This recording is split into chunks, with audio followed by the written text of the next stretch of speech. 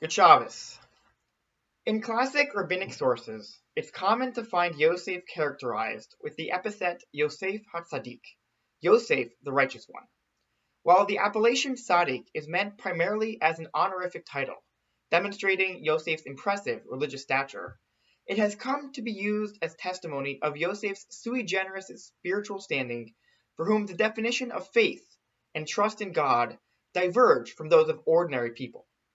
For instance, the Midrash understands that when Yosef appeals to the Sar Mashkim, Paro's chief cupbearer, to aid in his release from prison, he is punished with an extended incarceration sentence for not relying on God and placing his trust in a human being. Many commentators are bothered by the question, what was Yosef's transgression? Wasn't he supposed to do everything in his power to improve his situation? Is there not a principle of faith that ein somchin al hanes, we do not rely on miracles, and that it is our responsibility to lift ourselves by our bootstraps and not depend on HaKadosh Baruch Hu to save us? A typical response is that while the principle of ein somchin al hanes delineates the limits and defines the meaning of faith in God for ordinary people, for someone on Yosef's spiritual stature, it was inappropriate to rely on anyone other than God. While for us plebeians, the religious injunction to have faith in God, bitachon, is curbed by the charge for personal effort, hishtadlut, for tzaddikim on Yosef's level, the injunction to have faith in God is absolute, unmitigated, and unconditional. While this suggestion that Yosef's elevated religious stature meant that he was governed by distinct religious dicta is well supported in classic rabbinic texts, I've personally never found it to be particularly satisfying. While I do not challenge that Yosef was a holier man than most, he does not appear to be the preeminent tzaddik, such that he would be governed by different rules. No open miracles are performed on his behalf, and unlike his forebears, he does not communicate with God or offer him any sacrifices. Moreover, I have always been bothered by the theological ramifications of this theory. How can there exist two distinct statutes and definitions of faith, where the meaning of bitachon differs substantially between tzaddikim or gedolim and ordinary yidden? Instead, I'd like to propose an alternative explanation of Yosef's transgression, in appealing to the Sar HaMashkim, one which is born from a close reading of the text. When Yosef arrives in Mitzrayim, he quickly rises through the ranks of Potiphar's household and is put in charge. The Torah repeatedly emphasizes that Yosef's meteoric rise in success stems from God. Over and over we are told that God was with Yosef and he was a successful man. Potiphar saw that God was with him and that God lent success to everything he undertook. God blessed Potiphar's house because of Yosef. Likewise, when Yosef is sent to prison, he is very quickly put in charge of the other prisoners. And again, the Torah underscores that God was with Yosef, and whatever he did, God made him more successful. The point is highlighted so often that even Potiphar can't miss the fact that God is supporting Yosef. There is, however, one person who does fail to recognize God's role in Yosef's successes: Yosef himself. When he interprets the baker and the cupbearer's dreams, he pretermits God's role entirely in his interpretation, ascribing future events to Paro's, not God's direction, and by omission, crediting himself and not God for his performance as a dream interpreter.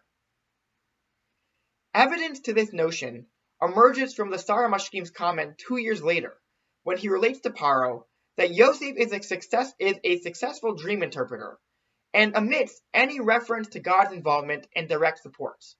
The Torah clearly emphasizes that Yosef is a man favored by divine grace, but why would we expect that the Sar HaMashkim would appreciate that fact if Yosef himself does not? Instead, contrast Yosef's behavior in prison with that of when he speaks to Paro 2 years later. When Paro says to Yosef, "I have heard that you are a dream interpreter," Yosef is careful to interject, "Biladai, Elokim Yanet Shalom Paro." Not I. God is the one who will interpret Paro's dream. Yosef has matured in his religious development, and he is now careful to emphasize God's role in the interpretation. His accreditation does not go unnoticed, for immediately following his interpretation, Paro remarks, "Hanimsach hazeh ish asher ruach Elokim bo." Could we find another like him, a man who is the Spirit of God? Even more importantly, Yosef now not only attributes his personal accomplishments to God, but he also credits God with the orchestration of all human events. It is God who will bring 7 years of plenty, God who will subsequently bring 7 years of famine, and God who will inform Paro through his dreams of what he, God, intends to unfold on the world. This recognition of God's involvement in orchestration of worldly events is Yosef's defining characteristic. It is why he merits the honorific term Yosef HaTzadik. As Professor Nechama Leibowitz argued, from a theological perspective, the climactic moment of the Yosef narrative is when Yosef declares to his brothers in this week's Parsha that they should not be distressed for having sold him into slavery. Ki lemichya shalachani Elokim lifnechem. For it is God who has sent me to Egypt to ensure your survival. Ultimately, it is God who is the mastermind behind all human events, and he orchestrated events to ensure that Yosef would end up in Egypt. Yosef, as a youth, failure to appreciate this fact is why his prison sentence was extended 2 years. His appeal to the Sar HaMashkim was not in and of itself inappropriate.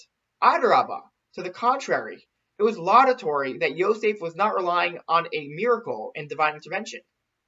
His offense was in his attribution of the cause of his life story, focusing on what other people had done to him while omitting the role God had played throughout his life, in his successes and in his misfortunes. When we reckon with the events that have transpired in our own lives, it is relatively natural, and dare I say easy, to attribute our misfortunes to God. While we may legitimately be bothered by issues of theodicy, of God's morality and his relationship to evil, we nonetheless are naturally inclined to look to God in moments of despair. In the midst of the COVID-19 pandemic, it is not uncommon for many of us to turn to God and to see his hand in this tragedy. However, in times of success, it can be all too easy for us to forget God's contributions. With the creation of a vaccine, it may be natural to credit human ingenuity and toil and leave God out of the equation. As we, God willing, turn the corner of the year 2020 and begin to look optimistically towards our future, it is imperative that we do not attribute the vaccine's creation and its success solely to human ingenuity. On our end, we have a responsibility to put in time and effort, to put in our ishtadlut, and work hard to ameliorate our lives. We cannot abandon our duty and rely solely on divine intervention.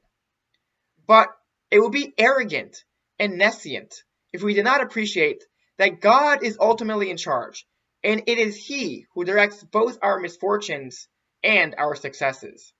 Man plans, but God directs.